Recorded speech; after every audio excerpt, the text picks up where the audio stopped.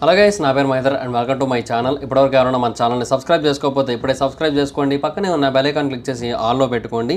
నా further videos miss అవ్వకుండా చూడొచ్చు. రెగ్యులర్గా ఇలాగ ట్రెండింగ్ టాపిక్ వీడియోస్ అన్ని చేస్తూ ఉంటాను ఈ ఛానల్లో. వాటిని మిస్ అవ్వకుండా చూడాలనుకుంటే ఇప్పుడే మన ఛానల్ని సబ్స్క్రైబ్ చేసుకొని బెల్ ఐకాన్ క్లిక్ చేసి ఆల్లో పెట్టుకోండి.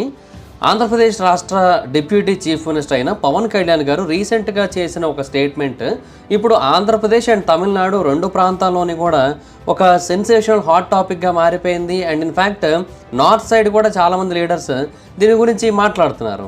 ఇంతగా ఆయన ఏమన్నారు అండ్ దేని గురించి ఆయన డిస్కస్ చేశారు, ఇవన్నీ కూడా కొంచెం డీటెయిల్డ్గా ఈ వీడియోలో డిస్కస్ చేద్దాం. బేసిక్గా తమిళనాడులో హిందీకి వ్యతిరేకంగా రీసెంట్ టైమ్స్లో ఏదైతే పోరాటం జరుగుతుందో అది పీక్ స్టేజ్కి వెళ్ళిపోయిందనే విషయం మనకు అందరికీ తెలిసిందే. ఇన్ఫ్యాక్ట్ తమిళనాడు గవర్నమెంట్ వాళ్ళ యొక్క లేటెస్ట్ బడ్జెట్లో అంటే 2025-26 బడ్జెట్లో రూపీ సింబల్ని మార్చేసి, అంటే అందరూ వాడే రూపీ సింబల్ని మార్చేసి వాళ్ళకంటూ ఒక ఓన్ సింబల్ ఉంది. దాన్ని 2010 సంవత్సరంలో అప్పటి గవర్నమెంట్ యాక్సెప్ట్ చేసింది, అప్రూవ్ చేసింది. అండ్ దాన్ని పెట్టుకోవడం జరిగింది. అంటే వాళ్ళు చెప్పింది ఏంటంటే తమిళ లాంగ్వేజ్కి మేము ప్రియారిటీ ఇవ్వాలనుకుంటున్నాం, అందుకే దీన్ని పెట్టామని చెప్పారు. సో అలాగా ఈ ఇష్యూ అనేది ఇంకా పెద్దదైంది. సో డే బై డే ఇది ఇలాగ పెరిగి పెద్దదవుతూ వస్తుంది. ఎస్పెషల్లీ చాలామంది తమిళనాడు లీడర్స్ బయటకు వచ్చి చెప్తున్న మాట ఏంటి అంటే, ప్రభుత్వం మా మీద హిందీని రుద్దాలని చూస్తోంది, అంటే సెంట్రల్ గవర్నమెంట్ మా మీద హిందీని ఇంపోజ్ చేయాలని చూస్తోంది బలవంతంగా. సో దీనివల్ల మా కల్చర్కి, మా లాంగ్వేజ్కి ఫ్యూచర్లో చాలా ప్రాబ్లమ్స్ వస్తాయి. ఇన్ఫ్యాక్ట్ మా లాంగ్వేజ్, మా కల్చర్ కంప్లీట్గా కనిపించకుండా పోవచ్చు. ఇంతకుముందు చాలా హిందీ రాష్ట్రాల్లో అదే జరిగింది. ఇన్ఫ్యాక్ట్ ఇంతకుముందు హిందీ ఉపయోగం లేని ప్రాంతాల్లో వేరే భాషలు ఉపయోగంలో ఉండేవి, లైక్ భోజ్పూరి లాంటివి. బట్ ఇప్పుడు అవన్నీ కూడా హిందీలో ఒక డైలెక్ట్స్ లాగా మారిపోయాయి. హిందీయే మెయిన్ లాంగ్వేజ్ మారిపోయింది. దానికి కారణం హిందీ ఇంపోజిషనే. అలాగే హిందీని నార్త్ ఇండియా మొత్తం ఇంపోజ్ చేశారు. అలాగే ఇప్పుడు సౌత్ ఇండియాలో కూడా కంప్లీట్గా ఇంపోజ్ చేద్దామని చూస్తున్నారు. దానికి మేము అంగీకరించమని అయితే వాళ్ళు చెప్పారు. సో దాన్ని దృష్టిలో పెట్టుకొని మాట్లాడుతూనే పవన్ కళ్యాణ్ గారు కొన్ని స్టేట్మెంట్స్ ఇచ్చారు. అందులో మొదటి స్టేట్మెంట్ ఏంటి అంటే, తమిళనాడులో ప్రజలు హిందీ ఇంపోజిషన్ని అపోజ్ చేస్తున్నారు, వాళ్ళు హిందీని ఎందుకు వద్దనుకుంటున్నారు అనేది నాకు అర్థం కావట్లేదు. ఒకవేళ వాళ్ళకి నిజంగా హిందీ వద్దు అనుకున్నట్టయితే వాళ్ళ తమిళ సినిమాలని ఎందుకని హిందీలోకి డబ్ చేసి రిలీజ్ చేస్తున్నారు?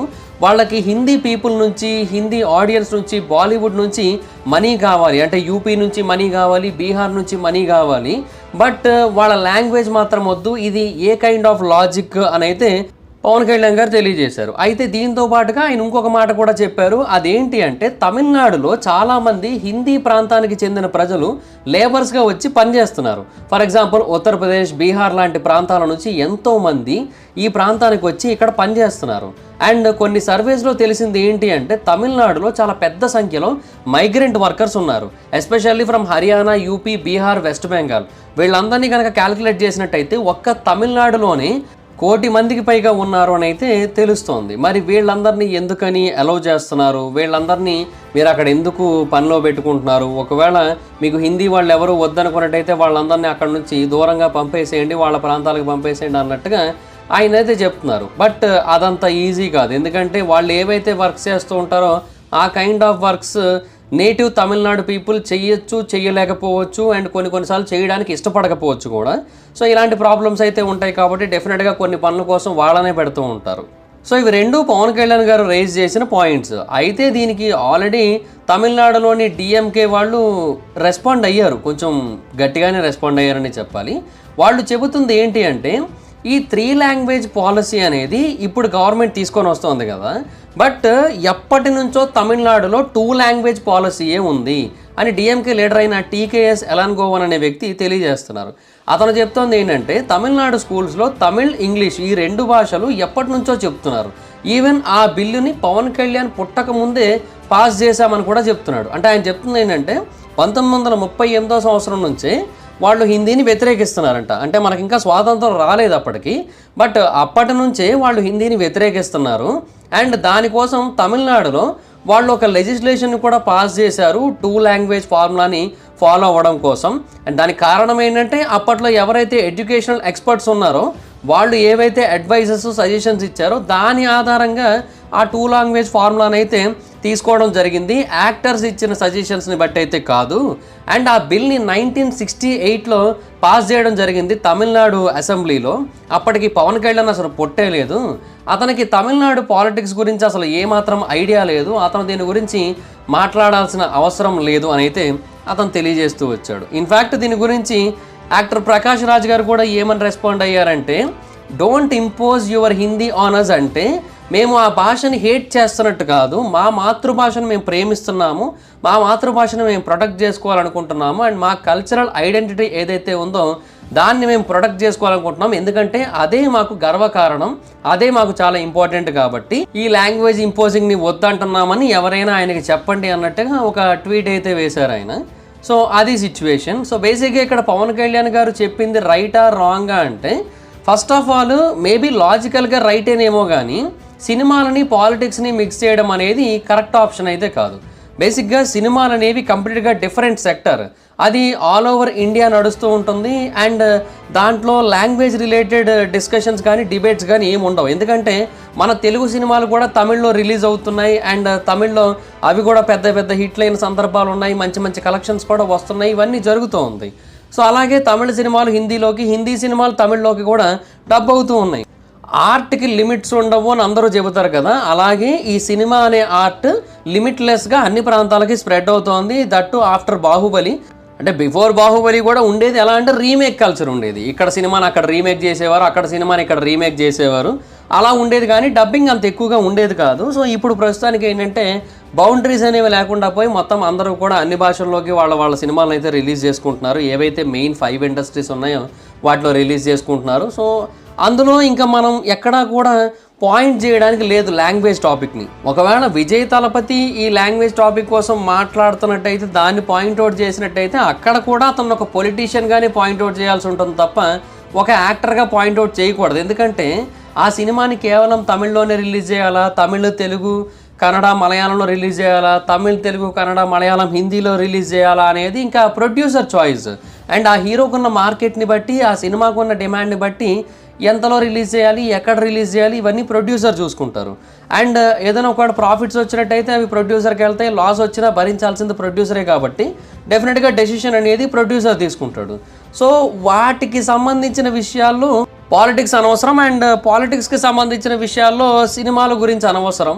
మేబీ పవన్ కళ్యాణ్ గారు సినిమాలకు సంబంధించిన వ్యక్తి అయి ఉండొచ్చు, బట్ అయినా కూడా సినిమాలని ఈ పాలిటిక్స్ని కలపకూడదు, రెండు సెపరేట్ ఫీల్డ్స్ అవి. సో ఇదైతే రాంగే అంటాను నేనైతే. తర్వాత రెండోది, ఇప్పుడు హర్యానా, యూపీ, బీహార్, వెస్ట్ బెంగాల్ ఈ ప్రాంతం నుంచి చాలామంది మైగ్రెంట్ వర్కర్స్ వచ్చి ఆ ప్రాంతంలో పనిచేస్తున్నారు, వాళ్ళని ఎందుకు రాణిస్తున్నారు అన్నారు కదా, అదైతే కొంత లాజికల్ క్వశ్చనే. ఎందుకంటే బేసిక్గా వాళ్ళు ఏవైతే పనులు చేస్తారో ఆ కైండ్ ఆఫ్ పనులు లోకల్ తమిళియన్స్ వచ్చి చేయడానికి రెడీగా లేరు. సో లోకల్ తమిళియన్స్ ఎప్పుడైతే ఆ పనులు చేయడానికి రెడీగా ఉండరో ఆ కంపెనీస్కి వర్కర్ షార్టేజ్ వస్తుంది. వర్కర్ షార్టేజ్ వచ్చినట్టయితే కొన్నాళ్ల తర్వాత ఆ కంపెనీ అక్కడ నుంచి వేరే ప్రాంతాలకు షిఫ్ట్ అయిపోయే ఛాన్స్ ఉంది. సో తమిళనాడు గవర్నమెంట్ ఎంతమంది మైగ్రెంట్ వర్కర్స్ వచ్చినా కూడా యాక్సెప్ట్ చేయడానికి రీజన్ ఏంటంటే తమిళనాడులో మ్యానుఫ్యాక్చరింగ్ హబ్ అనేది చాలా ఎక్కువగా ఉంది. అది మ్యానుఫ్యాక్చరింగ్ హబ్ ఆఫ్ ఇండియాగా కూడా పిలువబడుతూ ఉంటుంది అప్పుడప్పుడు, ఎందుకంటే చాలా హ్యూజ్ లెవెల్లో మ్యానుఫ్యాక్చరింగ్ సెక్టార్స్ ఉన్నాయి అక్కడ. సో అక్కడ చాలా పెద్ద స్థాయిలో లేబర్ రిక్వైర్మెంట్ అయితే ఉంటుంది, అండ్ వాళ్ళందరూ కూడా ఎక్కడెక్కడ నుంచో వచ్చి వర్క్ చేస్తూ ఉంటారు. ఇదంతా అంత ఈజీ అయితే కాదనమాట. వాళ్ళని వెనక్కి పంపించేసేయడం అండ్ ఆ ప్లేస్లో తమిళనాడు వాళ్ళనే పెట్టడం, ఇదంతా అంత ఈజీగా అయ్యే పని అయితే కాదు. అండ్ రెండోది ఏంటంటే బేసిక్గా ఇక్కడ గవర్నమెంట్స్ మాత్రమే ఇలాగ బయటికి ఇలా చెప్తున్నాయి, కానీ జనరల్గా అక్కడ పీపుల్ హిందీని అంత ఎక్కువగా అపోజ్ చెయ్యరు. ఎందుకంటే నేను చెన్నై వెళ్ళాను, చెన్నై నుంచి కాట్పాడి వెళ్ళాను, కాట్పాడి నుంచి వేలూరు ప్రాంతానికి వెళ్ళాను, ఇవన్నీ తిరిగాను నేను. అయితే ఆ ప్రాంతంలో నేను నోటీస్ చేసిన విషయం ఏంటంటే, అది కూడా వెళ్ళి ఎక్కువ కాలం కూడా కాలేదు, జస్ట్ ఒక 1 year అవుతుంది అంతే. సో ఆ టైంలో కూడా చాలామంది గొడవ చేస్తున్నారు ఈ హిందీ లాంగ్వేజ్ కోసం. బట్ అక్కడ చాలామంది తమిళనాడు పీపుల్ హిందీలో మాట్లాడతారు, అంటే వాళ్ళకి ఓకే, ఆటో వాళ్ళు కావచ్చు లేదంటే కారు వాళ్ళు కావచ్చు, వాళ్ళందరూ మాట్లాడతారు, వాళ్ళకి ఓకే, నో ప్రాబ్లం. అంటే వాళ్ళు ఏంటంటే just a mode of communication కదా హిందీ అనేది. ఇప్పుడు చాలామంది వేరే స్టేట్స్ నుంచి వస్తున్నారు, వాళ్ళందరూ కూడా టూరిస్టులుగా ఇక్కడికి వస్తున్నారు, వాళ్ళకి తమిళ్ రావాలని లేదు కదా, సో వేరే లాంగ్వేజ్ ఏదైనా రావచ్చు. అండ్ వాళ్ళు తెలుగు వాళ్ళు అయితే మనకి తెలుగు రావాలని లేదు కాబట్టి సో వేరే లాంగ్వేజ్ ఏంటి, either Hindi or English, so ఈ రెండిట్లో ఏదో ఒక దాంతో మాట్లాడుకుంటే బెస్ట్ ఆప్షన్ కదా అన్నట్టుగా వాళ్ళు మాట్లాడుతుంటారు కూడా.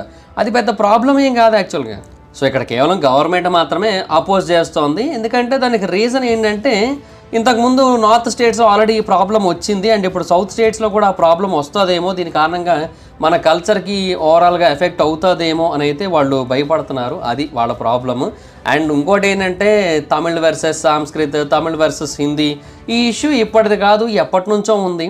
సో అదైతే క్లియర్.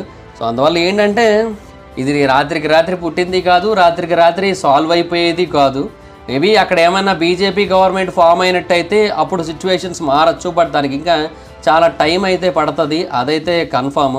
మేబీ ఈసారి కాకుండా నెక్స్ట్ సారికి బీజేపీ కొంచెం స్ట్రాంగ్ అయ్యే ఛాన్స్ ఉంది అండ్ వేరే వాళ్ళతో కలిసి వర్క్ చేసి అలాగైనా అధికారంలోకి వచ్చే ఛాన్స్ ఉంది. మేబీ అప్పుడు సిచ్యువేషన్స్ ఏమైనా కొంచెం మారచ్చేమో. యాక్చువల్గా బీజేపీ సెంటర్లో కొంచెం వీక్ అయింది కానీ స్టేట్స్లో కొంచెం స్ట్రాంగ్ అవుతుంది యాక్చువల్గా. అది మరి ఇంకా వాళ్ళకి ఎంతవరకు హెల్ప్ అవుతుంది అనేది ఇంకా we have to wait and watch. So అది గైస్ మరి సిచ్యువేషన్. సో నా ఒపీనియన్ అయితే పాలిటిక్స్ని సినిమాల్ని కలపకపోతేనే బెటర్, ఎందుకంటే సినిమాలు అనేవి కంప్లీట్గా డిఫరెంట్. వాటిని పాలిటిక్స్తో మిక్స్ చేసి మీకు వాళ్ళ డబ్బులు ఎందుకు కావాలి, డబ్ చేయొద్దు అంటే అది ఎందుకో కరెక్ట్ కాదనిపిస్తుంది నాకైతే. మరి మీకేమనిపించిందో కింద కామెంట్ సెక్షన్లో చెప్పండి. కొంతమంది ఏమంటారంటే ఆ తమిళ్ వాళ్ళు చేసే అతి ఏదైతే ఉంటుందో దానికి పవన్ కళ్యాణ్ గారు చెప్పిన మాటలు కరెక్టే అంటున్నారు కూడా. సో మరి మీకు ఏమనిపిస్తుంది, ఆయన అంటుంది రైట్ అనిపిస్తుందా, రాంగ్ అనిపిస్తుందా, కింద కామెంట్ సెక్షన్లో చెప్పండి. So that's guys, this the video కనుక మీకు నచ్చినట్టయితే లైక్ చేయండి, వీడియో షేర్ చేయండి. ఇప్పుడు కారణం మన ఛానల్ సబ్స్క్రైబ్ చేసుకోకపోతే ఇప్పుడే సబ్స్క్రైబ్ చేసుకోండి, పక్కన బెల్ ఐకాన్ ఆల్లో పెట్టుకోండి. నా ఫర్దర్ వీడియోస్ మిస్ అవ్వకుండా చూడొచ్చు. చాలా మంది చూస్తున్నారు కానీ సబ్స్క్రైబ్ చేసుకోవట్లా. So please try to subscribe and click the bell icon also. నా ఇన్స్టాగ్రామ్ ఐడి ఎవరో స్మైదర్ ఎక్కడ వచ్చి ఫాలో అవ్వచ్చు. Thank you so much guys. బాబా video next video. Bye bye. Hi friends, మీరు ఎప్పుడైనా సరే 5,000 రూపాయల ప్రొడక్ట్ 250 రూపాయలకి రావడానికి గమనించారా? లేదు కదా. కానీ అమెజాన్, ఫ్లిప్కార్ట్ లాంటి కంపెనీస్ ఏం చేస్తూ ఉంటాయంటే కొన్ని గోల్డెన్ హవర్స్ టైంలో మెగా డీల్స్ ఇస్తూ ఉంటాయి. ఆ డీల్స్ టైంలో ఒక్కొక్క ప్రొడక్ట్ మీద 90% నుంచి 95% వరకు డిస్కౌంట్ అయితే ఉంటుంది. అయితే ఈ డీల్స్ కోసం మీరు కాన్స్టెంట్గా ఆ యాప్స్ చెక్ చేస్తూ ఉండలేదు కదా. కానీ మీకోసం నేను వాటన్నిటిని కూడా కాన్స్టెంట్గా చెక్ చేస్తూ ఉంటాను. అండ్ దాంట్లో ఎప్పుడు ఏ డీల్ పెట్టినా కూడా ఇమీడియట్గా మీకు ఆ ప్రొడక్ట్ని అయితే షేర్ చేస్తాను. మీరు ఇమీడియట్గా ప్రొడక్ట్ని పర్చేస్ చేయొచ్చు దాని నుంచే. అండ్ అంతేకాదు కొన్ని ఎక్స్ట్రాడినరీ ప్రొడక్ట్స్ ఉంటాయి, వాటిని మీరు బయట ఎక్కడ కూడా చూడరు. వాటి గురించి కూడా నేను మీకు షేర్ చేస్తాను. మీరు సింపుల్గా చేయాల్సింది ఒకటే, కింద డిస్క్రిప్షన్లో మన టెలిగ్రామ్ ఛానల్ లింక్, మన వాట్సాప్ ఛానల్ లింక్, మన ఇన్స్టా బ్రాడ్కాస్ట్ ఛానల్ లింక్ ఉంటాయి. వీటిలో మీరు ఏ యాప్ ఎక్కువగా వాడతారో ఆ యాప్కి సంబంధించిన లింక్ మీద క్లిక్ చేసి ఆ యాప్లో ఉన్న మన ఛానల్ని ఫాలో అవ్వండి. దాంట్లో రెగ్యులర్గా చాలా ప్రొడక్ట్స్ అయితే మీకు అప్డేట్ అవుతూ ఉంటాయి. అండ్ ఆ ప్రొడక్ట్స్లో మీకు ఏది నచ్చినట్టయితే దాన్ని మీరు కొనుగోలు చేయొచ్చు వెంటనే. సో డిస్క్రిప్షన్లో లింక్స్ ఉన్నాయి, వెంటనే ఫాలో అవ్వండి.